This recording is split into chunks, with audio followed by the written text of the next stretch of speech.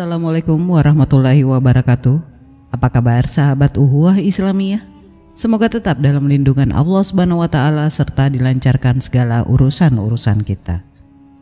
Dalam video pembahasan kali ini, saya akan coba menanggapi video dari salah satu channel Kristen yang menampilkan video pembahasan yang diberi judul Bu Sofi Fit Rob Christian buka fakta tentang perubahan dan penghilangan ayat Al-Quran.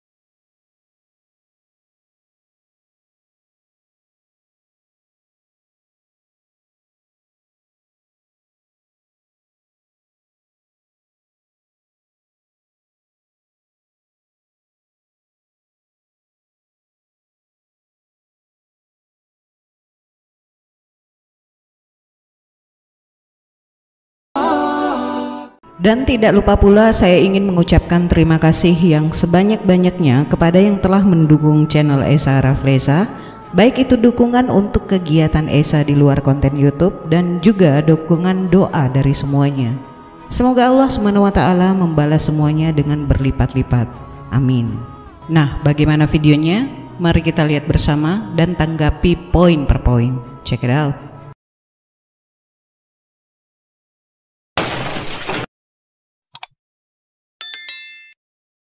The Quran of Uthman. Muslim itu tidak mempunyai Quran versi Muhammad maupun Quran versinya Uthman. They have actually the Quran of Hafs, who came at least 250 years after the death of Muhammad. Apa yang mereka pegang sekarang ini sebenarnya adalah Quran versi Hafs yang muncul 250 tahun setelah Nabi Muhammad meninggal. Yeah. And the problem that any Muslim should have is, because he has the Hafs Quran, he doesn't have the Uthmanic Quran, is that Hafs was a liar, a thief, and all of his hadith are rejected. Masalahnya adalah bagi Muslim yang sekarang ini memegang Quran versi Hafs, Hafs itu dituduh sebagai seorang pembohong, seorang pencuri, dan semua hadits daripada Hafs ini ditolak. So I want to ask the Muslims, how can you put your salvation? Jadi saya mau tanya kepada Muslim, bagaimana Anda bisa mempercayai? How can you put your soul and salvation on the line on someone who is called a liar, a thief, and all of his hadith are rejected? Bagaimana Anda bisa mempercayakan keselamatan kekal daripada jiwa Anda ini kepada seorang yang sudah dituduh sebagai pencuri dan pembohong, dan semua haditsnya itu ditolak? And we know that Al-Azhar University, kita tahu ini Universitas Al-Azhar. Al-Azhar University in Cairo, Egypt, they chose, because in the time of the Ottoman Empire, they chose the Hafs Quran because that's what the Ottoman Empire used to have. Pada zaman Kekaisaran Ottoman di Turki Universitas Al-Azhar ini memilih Quran versi Hafs ini karena itu yang mereka punyai pada zaman itu. So the Al-Azhar, for the popularity vote, they chose the Hafs Quran, and we showed you that Hafs is a liar, a thief, and all of his hadith are rejected. Kenapa Universitas Al-Azhar memilih Quran versi Hafs? Karena itu yang sangat terkenal atau yang sangat populer pada waktu itu. Sekalipun Hafs itu dituduh sebagai pencuri, pembohong, dan semua haditsnya sudah ditolak. And the Hafs Quran was provided in the year 1924. So we can say Quran versi Hafs ini ada pada disetujui bersama disetujui bersama tahun 1924. We can say that Prince Philip of the United Kingdom is older than the Quran that Muslims have today. Jadi kita bisa katakan bahwa Pangeran Philip ya, ini suaminya Ratu Elizabeth ya dari Inggris, ini lebih tua nih daripada Quran versi Hafs tahun 1924. Now, am I saying this? Why am I saying this? Mengapa saya mengatakan hal ini? Because the Muslims, they don't have the Quran of Muhammad, and they don't have the original Quran of Hafs, or let alone the Quran of Uthman. Karena Muslim tidak punya Quran versinya Muhammad maupun Quran asli versinya Hafs maupun Quran versi Uthman. And if we go to the next slide, we can conclude the following. Ya, kita lihat slide berikutnya. Yeah, according to very, very trustful sources, people like Bukhari, people like Muslim, and people like Ibn Mu'in. Ya, jadi dari sumber-sumber yang dipercaya, ini dari Sahih Al-Bukhari, Sahih Muslim, dan Ibn Mu'in. They say the following about Hafs. Hafs is not trustworthy. Ini yang Ibn Mu'in katakan tentang Hafs. Hafs itu tidak bisa dipercaya. That's what Ibn Mu'in said. Itu yang dikatakan Ibn Mu'in. And Ibn Mu'in. So that's what Ibn Mu'in said. Hafs is not trustworthy. Itulah yang dikatakan Ibn Mu'in. Hafs ini tidak bisa dipercaya. Yeah. And in the Arabic, وَقَالَ الْبُخَارِ تَرَكُوا. Bukhari said they rejected him. Who? Hafs. Bukhari berkata mereka menolak dia. Siapa yang ditolak? Ini adalah Hafs. And not only that, also the student of Imam al-Bukhari, Imam Muslim, who wrote Sahih Muslim, Imam Muslim said he is rejected. Jadi bukan hanya Bukhari saja yang menolak dia, tetapi juga murid daripada Bukhari yaitu Imam Muslim. Muslim di dalam sahihnya berkata bahwa Hafs ini juga ditolak hadisnya. Yeah, from the Arabic, وَقَالَ الْبُخَارِ تَرَكُوا وَقَالَ Muslim مَتْرُوك. So Bukhari said they rejected Hafs, and Imam Muslim said Hafs is rejected. Setelah melihat kurang lebihnya video penjelasan dari Rob Christian yang diterjemahkan oleh Sofiatul, di mana mereka membahas tentang Al-Quran versi Hafs, di mana Al-Quran Hafs ini paling banyak digunakan oleh umat Islam. Tetapi pada kenyataannya ternyata Imam Hafs adalah seorang pendusta dengan mengutip perkataan Ibnu Mu'in, Imam Bukhari, dan Imam Muslim yang berkata sama bahwa Hafs adalah seorang pendusta. Klaim seperti ini kita cukup senyumin saja ya. Baik, mari kita ulas. Sebelum kita luruskan klaim mereka, saya ingin bertanya terlebih dahulu. Konteks klaim Hafs seorang pendusta itu Al-Quran atau hadis? Jelas bukan Al-Quran, tapi hadis. Karena yang kita tahu bahwa Imam Abu Umar Hafs bin Sulaiman bin Al-Mughirah bin Al-Bazzaz Al-Asadi Al-Kufi, atau lebih dikenal sebagai Hafs bin Sulaiman Al-Kufi, yang lahir pada tahun 90 Hijriah, wafat pada tahun 180 Hijriah, adalah seorang ulama di bidang qiraat Al-Quran, di mana kita mengetahui bahwa bukan Al-Quran yang memiliki banyak versi, tapi pengucapan, dialek kebahasaan, lafaz Al-Quran. Contoh, bahasa Indonesia. Dialek orang Timur berbeda dengan orang Jawa. Baik, saya kutip hadisnya ya. Dari Abdurrahman bin Abdul Qori, bahwa dia berkata, aku mendengar Umar bin Khattab radhiyallahu an berkata, aku mendengar Hisham bin Hakim bin Hizam membaca surah Al-Furqan dengan cara yang berbeda dari yang aku baca, sebagaimana Rasulullah SAW membacakannya kepadaku, dan hampir saja aku mau bertindak terhadapnya, namun aku biarkan sejenak hingga dia selesai membaca. Setelah itu aku ikat dia dengan kainku, lalu aku giring dia menghadap Rasulullah, dan aku katakan, aku mendengar dia membaca Al-Quran, tidak sama dengan aku sebagaimana engkau membacakannya kepadaku. Maka beliau berkata kepadaku, bawalah dia kemari. Kemudian beliau berkata kepadanya, bacalah. Maka dia pun membaca. Beliau kemudian bersabda, begitulah memang yang diturunkan. Kemudian beliau berkata kepadaku, bacalah. Maka aku membaca. Beliau bersabda, begitulah memang yang diturunkan. Sesungguhnya Al-Quran diturunkan dengan 7 dialek atau qiraah sab'ah. maka bacalah oleh kalian qiraah mana yang mudah. Hadis riwayat Bukhari. Nah, ini sudah pernah saya bahas di video saya yang terdahulu ya. Nanti link saya sertakan di deskripsi untuk mempersingkat waktu masuk ke poin inti. Kembali ke Imam Hafs. Tentu sebagai muslim kita bertanya-tanya, bagaimana mungkin seorang yang ahli dan bacaan Al-Qur'annya dijadikan pegangan mayoritas muslim di dunia dicap sebagai pendusta? Mari kita telusuri kasusnya. Siapa saja sih ulama-ulama yang berpendapat tentang Imam Hafs ini? Yang pertama, Yahya bin Ma'in. Hafs bin Sulaiman do'if, dalam riwayat lain tidak sikoh, dalam riwayat lain pendusta. Yang kedua, Imam Ahmad, Muslim, dan An-Nasai yang mengatakan hadisnya ditinggalkan. Yang ketiga, Imam Bukhari mengatakan mereka meninggalkan hadisnya. Yang keempat, Abdurrahman bin Yusuf bin Karasi yang mengatakan pendusta, hadisnya ditinggalkan, dan pemalsu hadis. Yang kelima, Ibnu Hibban yang mengatakan dia menukar hadis dan memarfukan hadis mursal. Setelah melihat para pendapat ulama-ulama tersebut, tentu kita tidak boleh langsung menyimpulkan sesuatu, tetapi harus mengetahui sebab dan alasan mereka. Why? Nah, tolong dicermati baik-baik dan teliti.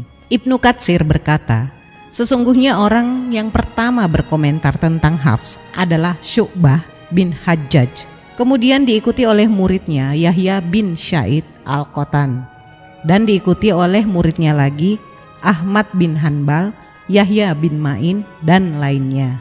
Ini ada di dalam Al-Ba'its Al-Hadsid 137.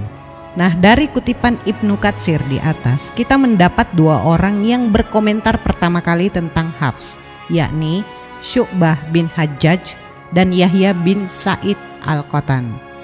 Nah, awal mula komentar ini karena sebuah riwayat oleh Muhammad bin Sa'ad Al-Basri dan Imam Ahmad bin Hanbal dari Yahya bin Sa'id Al-Qattan Al-Basri dari Syu'bah bin Hajjaj bahwa Syu'bah berkata, Hafs bin Sulaiman atau Al-Minqari Al-Basri meminjam kitab kepadaku dan tidak mengembalikannya, dan dia suka meminjam catatan orang lain untuk disalinnya. Ini ada dalam At-Tabaqat Al-Kubra 7 halaman 256. Disinilah awal kesalahpahaman tersebut muncul. Hafs bin Sulaiman Maula Bani Minkar Al-Basri dianggap sebagai Hafs bin Sulaiman Al-Qari Al-Kufi, yang mana Syu'bah sebenarnya sedang mengomentari Hafs Al-Minkari yang berada di Barsyah, tapi diasumsikan oleh ulama setelahnya sebagai Hafs Al-Qari yang ada di Kufah. Ini dikuatkan oleh riwayat yang serupa bahwa Hafs yang diceritakan Syu'bah meninggal sebelum peristiwa tahun atau wabah tahun 131 Hijriah. Sedangkan Hafs Al-Qari menurut Imam Ibnul Jazari meninggal sekitaran tahun 180 sampai 190 Hijriah. Jadi makin menguatkan bahwa yang diceritakan oleh Syu'bah adalah Hafs Al-Basri, bukan Hafs Qari Al-Kufi. Dari komentar Syu'bah di atas dimulailah waham, karena ulama setelahnya banyak memasukkan cerita di atas ke dalam biografi Hafs Al-Qari dan menjadikannya ilat untuk mendaifkan Hafs Al-Qari. Sampai-sampai Imam Bukhari pun memasukkan beliau dalam kitab Ad-Du'afa As-Saghir dengan menyetir alasan perkataan Syu'bah di atas. Maka setelah Imam Bukhari memasukkan Hafs Al-Qari ke dalam kitab Ad-Du'afa, berbondong-bondong ulama setelahnya menjar Hafs Al-Qari tanpa meneliti ilat kenapa beliau didoifkan, dan makin kuatlah waham ini. Kemudian Imam Yahya bin Ma'in, ini yang dikutip oleh Rab Christian ya, tidak mengenal Hafs Al-Qari secara pribadi. Bahkan tidak pernah diriwayatkan bahwa keduanya pernah bertemu baik di Baghdad atau di kota lainnya. Dan Yahya menilai Hafs dari perkataan Ayyub bin Al-Mutawakkil Al-Qari Al-Basri yang wafat tahun 200 Hijriah. Dalam Tarik Baghdad, Khatib Al-Baghdadi meriwayatkan bahwa Abu Zakaria atau Yahya bin Ma'in berkata, Ayyub bin Al-Mutawakkil Al-Qari berkata, Abu Umar Al-Bazzaz atau Hafs qiraatnya lebih sahih dari Abu Bakar bin Ayyasi atau Syu'bah perawi Asim, dan Abu Bakar lebih sikat dari Abu Umar. Ini ada dalam Tarik Baghdad 8 halaman 186. Dan ulama jar wa ta'dil setelahnya menganggap bahwa ini adalah perkataan Yahya bin Ma'in sendiri, padahal ini adalah perkataan Ayyub bin Al-Mutawakkil. Dan lebih celaka lagi, kata lebih sikat diselewengkan menjadi tidak sikat, padahal kata Abu Bakar lebih sikat bukan berarti Hafs tidak sikat. Setidaknya itulah yang tercatat dalam Al-Kamil Ibnu Adi. Ini terdapat di dalam Al-Kamil fi Ad-Duwafa dan Tarik Ibnu Ma'in dari riwayat Utsman Ad-Darimi. Dan lebih parahnya, dalam Al-Kamil Ibnu Adi dari riwayat As-Saji menjadi lebih ekstrim dengan diksi tambahan, Abu Bakar terpercaya sedang Hafs pendusta. Nah, ini juga ada di dalam Al-Kamil 2 halaman 380. Kemudian disimpulkan oleh Ibnu Jauzi bahwa Ibnu Ma'in berkata, Hafs daif, di riwayat lain tidak sikat, di riwayat lain pendusta. Ini terdapat di dalam kitab Ad-Duwafa wal Matrukin 1 halaman 221.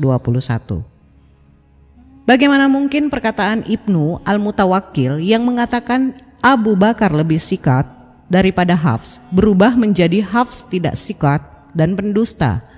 Alasan Abu Bakar lebih sikat kemudian dijustifikasi bahwa Hafs dhaif, tidak sikat atau pendusta adalah tidak masuk akal. Alhasil, generasi para ulama jar setelahnya menetapkan Hafs dhaif, tidak sikat dan dianggap pendusta hanya karena salah memahami diksi perkataan Ibnu Al-Mutawakkil yang dianggap sebagai komentar jar Ibnu Ma'in. Kemudian adapun perkataan Abdurrahman bin Yusuf bin Karasi bahwa Hafs pendusta ditinggalkan hadisnya dan pemalsu hadis adalah perkataan yang tidak berdasar dan tidak ada alasannya, dan perkataan yang tidak ada pendahulunya dari kalangan ulama jar mutakaddimin. Dan perlu diketahui bahwa Abdurrahman adalah seorang Rafidi yang juga mengomentari dua imam besar, Bukhari dan Muslim. Ini ada dalam Tabakat Al-Hufaz halaman 297.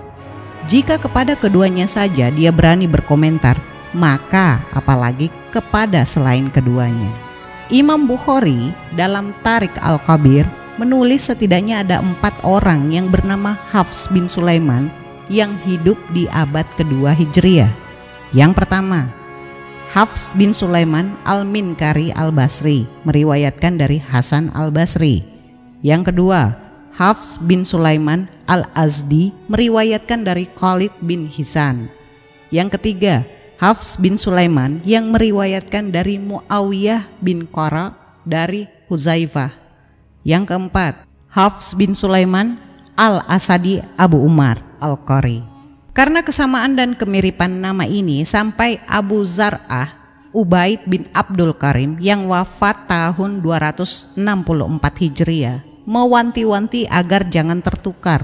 Ini ada dalam Su'alat Al-Barsai 8. Dan besar kemungkinan Ibnu Hibban ketika menilai Hafs Al-Qari tertukar dengan Hafs yang lain, Ibnu Hibban berkata, atau Hafs Al-Qari menukar hadis, memarfukan hadis yang mursal, meminjam kitab dan tidak mengembalikannya dan seterusnya. Ini ada di dalam kitab Al-Majruhin 1 halaman 255. Dan kita mafhum bahwa yang meminjam kitab dan tidak mengembalikannya lagi adalah Hafs bin Sulaiman Al-Minkari. Dan kemungkinan yang memarfukan hadis mursal adalah Hafs bin Sulaiman Al-Azdi, karena Ibnu Hibban di tempat lain menilai Al-Azdi dengan meriwayatkan hadis mursal dan terbuka kemungkinan adanya tasif. Ini ada dalam At-Siqat 6 halaman 197. Nah, dari uraian di atas bisa disimpulkan bahwa komentar negatif para ulama jar terhadap Imam Hafs bin Sulaiman Al-Qari perlu ditinjau ulang, karena setelah ditelusuri alasannya bermuara kepada waham dari pernyataan Syu'bah bin Al-Hajjaj dan salah pemahaman diksi kalimat dari perkataan Ayub bin Al-Mutawakkil, kemudian dilegitimasi oleh ulama jar setelahnya. Karena tidak mungkin seseorang yang bacaan qiraatnya dianggap sahih tetapi pribadinya tertuduh dengan dusta dan pemalsu hadis. Dikuatkan dengan takdil dari Imam Waqi, Ahmad bin Hanbal, dan Ubaid bin Asabah, makin menguatkan bahwa Imam Hafs sebenarnya sikat, salih, dan riwayat hadisnya tidak dhaif. Nah, Ibu Sofiatul udah ludes total hujah Rob Christian ini ya. Kemudian terlepas dari hal tersebut, memang saya mengakui bahwa apologet-apologet Kristen ini sangat kreatif dalam mencari-cari kesalahan dalam Islam. Maksudnya kreativitas yang dimiliki adalah dalam hal kesalahan, bukan dalam hal kebenaran. Terbukti ketidaktahuannya atau minimnya sejarah serta pemahaman yang mereka miliki. Oke, lanjut lagi.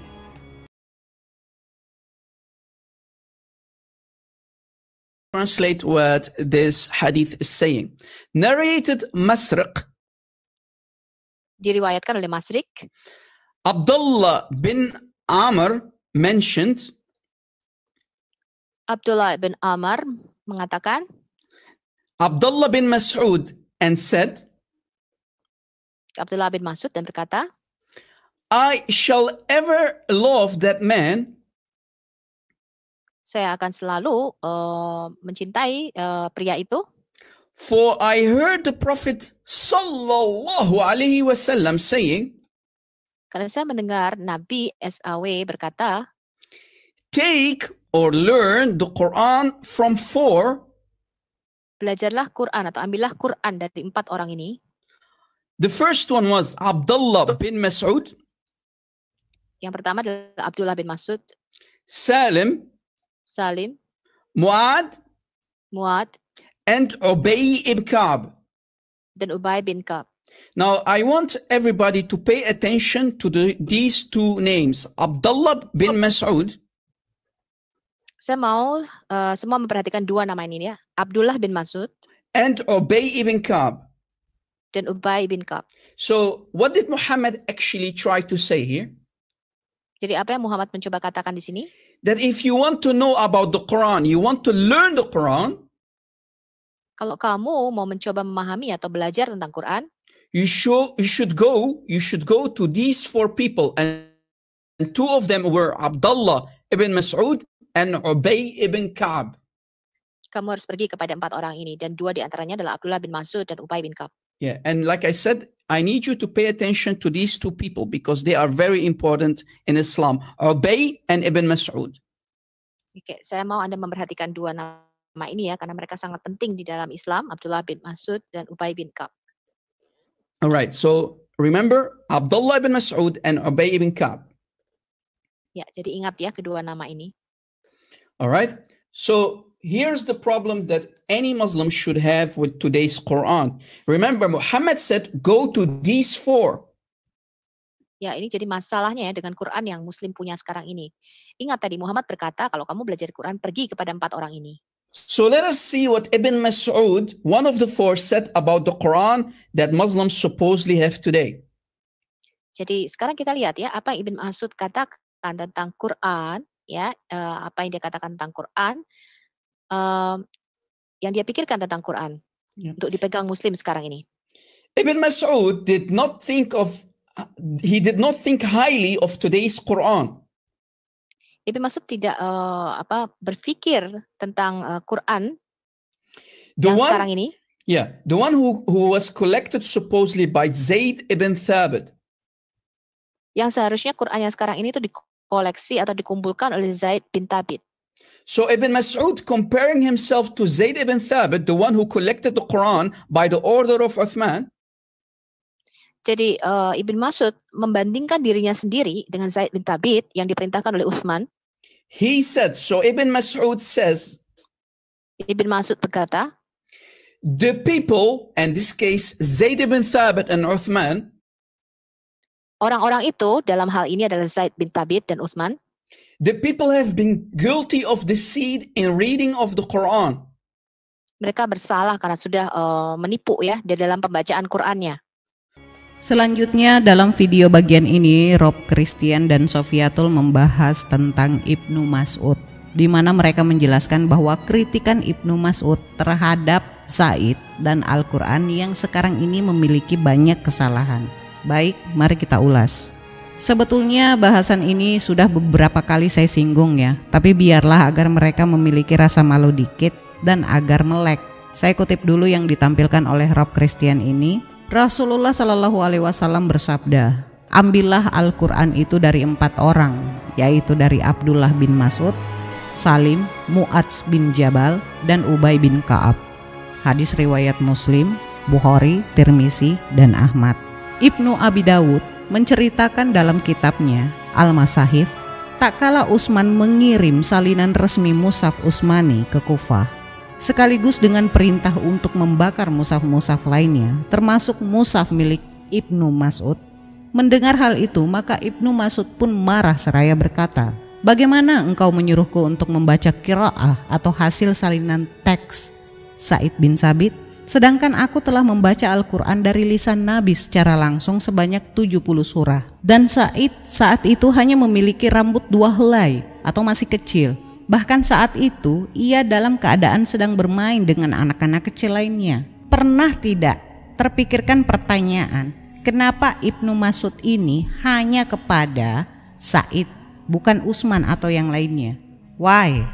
Usaha Utsman saat menjadi khalifah adalah Utsman menyalin mushaf-mushaf yang diriwayatkan secara mutawatir dan adanya para saksi untuk menyatukan dialek di antara segi-segi bacaan yang berkembang di berbagai daerah saat itu dan untuk menghilangkan perbedaan bacaan yang saat itu hampir meruntuhkan persatuan umat.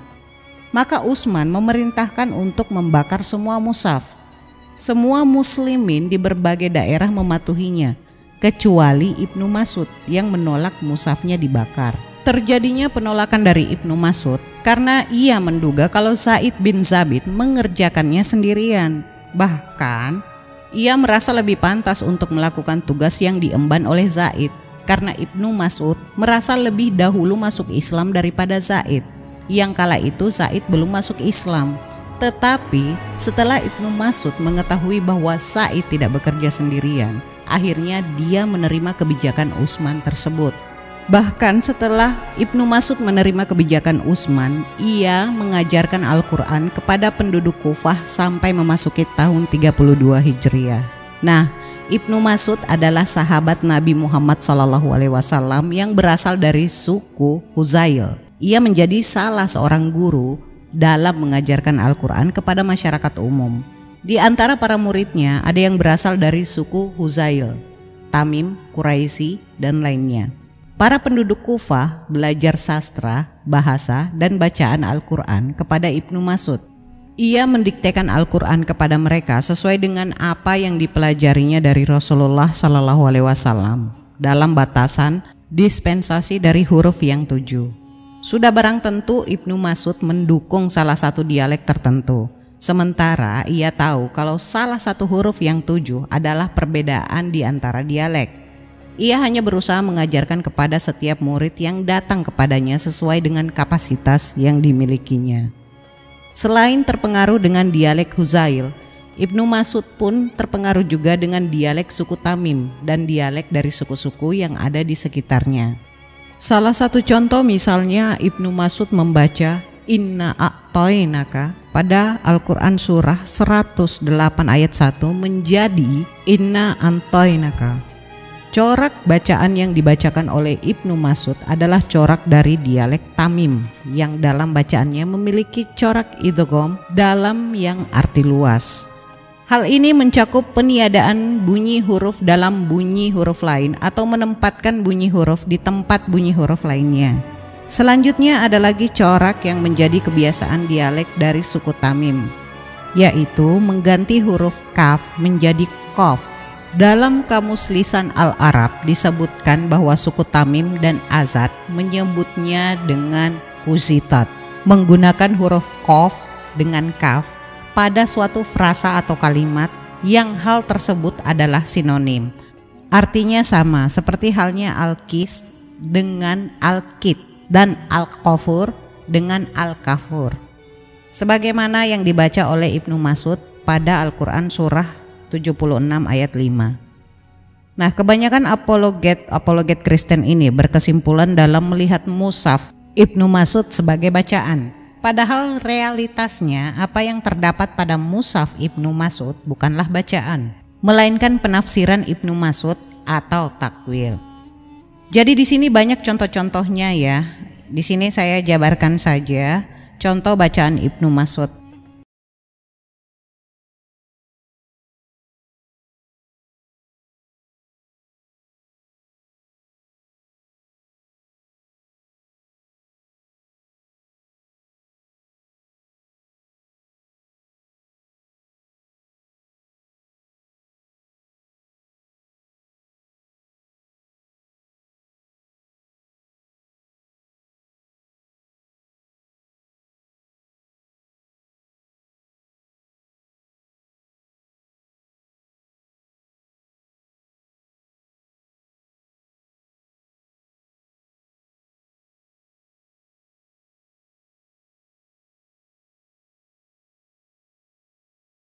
Kalau dilihat perbedaan-perbedaan tersebut, kembali lagi, apa itu?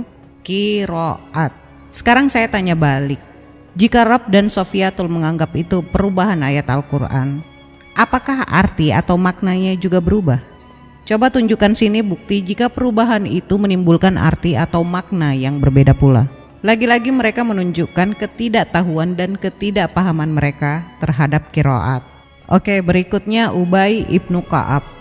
Ubay bin Ka'ab termasuk di antara para sahabat yang telah menyepakati mushaf Utsmani, dan dia termasuk salah satu di antara para sahabat Nabi yang ikut serta dalam mengumpulkan dan menulis Al-Quran pada masa Abu Bakar dan juga Utsman bin Affan. Bahkan ia pun ikut berpartisipasi dalam proses pendiktean, penulisan, dan pengoreksian. Adapun bukti lain tentang adanya kontribusi Ubay dalam hal tersebut bisa kita perhatikan dari banyaknya jalur sanad bacaan para ahli baca Al-Quran yang 7. Maka dari itu kita akan mengetahui bahwa 6 orang di antara mereka memiliki jalur sanad yang ternyata tersambung kepada Ubay bin Ka'ab. Seperti yang pertama, Nafi mempelajari bacaan Al-Quran dari 70 orang tabi'in. Di antara mereka adalah Sa'id bin Al-Musayyab yang mempelajari bacaan Al-Quran dari Ibnu Abbas, Abu Hurairah, dan Abdullah bin Iyasi bin Abi Rubaiyah Al-Makhzumi. Mereka semua mempelajarinya dari Ubay bin Ka'ab, dan Ubay sendiri menerimanya dari Nabi Muhammad SAW. Yang kedua, Abdullah bin Katsir mempelajari bacaan Al-Quran dari Abdullah bin Sa'ib, Al-Mujahid bin Jabar Al-Makki, Ali Darbas, Maula Ibnu Abbas, yang ternyata Ibnu Abbas dan Ibnu Sa'ib mempelajarinya dari Ubay bin Ka'ab. Berikutnya, Abu Amr bin Al-Ala mempelajari bacaan Al-Quran dari Abu Aliyah Ar-Rayahi. Abu Aliyah mempelajarinya dari Ubay bin Ka'ab. Yang keempat, Asim bin Abi An-Nujud mempelajari bacaan Al-Quran dari Abu Abdurrahman As-Sulami yang mempelajarinya dari Ubay bin Ka'ab. Yang kelima, jalur sanad bacaan Hamzah Az-Zayyad sama dengan jalur sanad Asim hingga tersambung kepada Ubay bin Ka'ab. Yang keenam, Al-Kasai mempelajari bacaan Al-Quran dari Hamzah dan Nafi. Sanad riwayat bacaannya tersambung kepada Ubay melalui Hamzah dan Nafi. Dan ada beberapa riwayat bacaan Ubay bin Ka'ab yang bercorak dialek seperti Ta'i, Hijaz, dan lain-lain. Contoh, nah di sini juga contohnya saya jabarkan saja ya, dicermati baik-baik.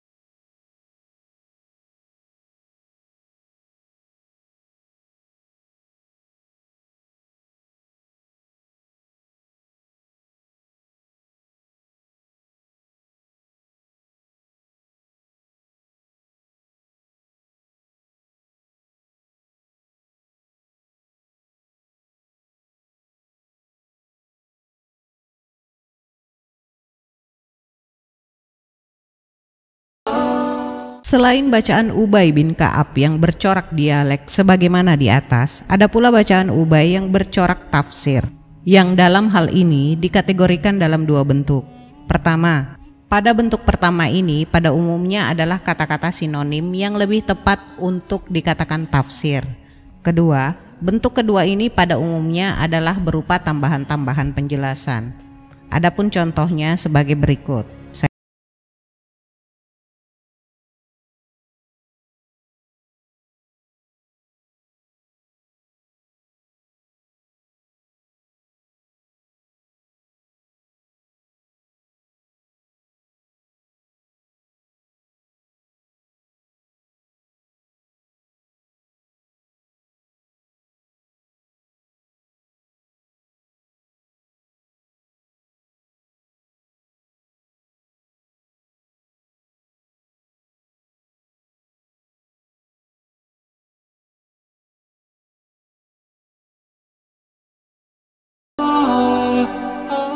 Dan masih banyak contoh yang lainnya ya. Baik, sekarang mari kita counter balik mereka.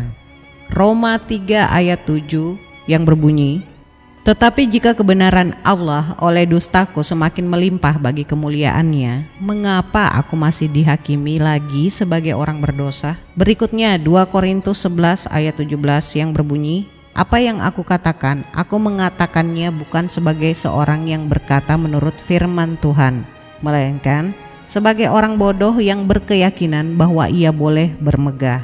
Berikutnya lagi 2 Korintus 12 ayat 16. "Baiklah, aku sendiri tidak merupakan suatu beban bagi kamu, tetapi dalam kelicikanku aku telah menjerat kamu dengan tipu daya. Jadi tidak usah susah-susah mencari bukti jika rasul mereka berdusta. Dia ngaku sendiri kok. Bagaimana bisa umat Kristen bertumpu kepada orang pendusta, berkata tidak sesuai firman, penuh tipu daya dan licik? Bahkan anehnya, hampir seluruh Kristen di dunia memakai paham Paulus daripada Yesus.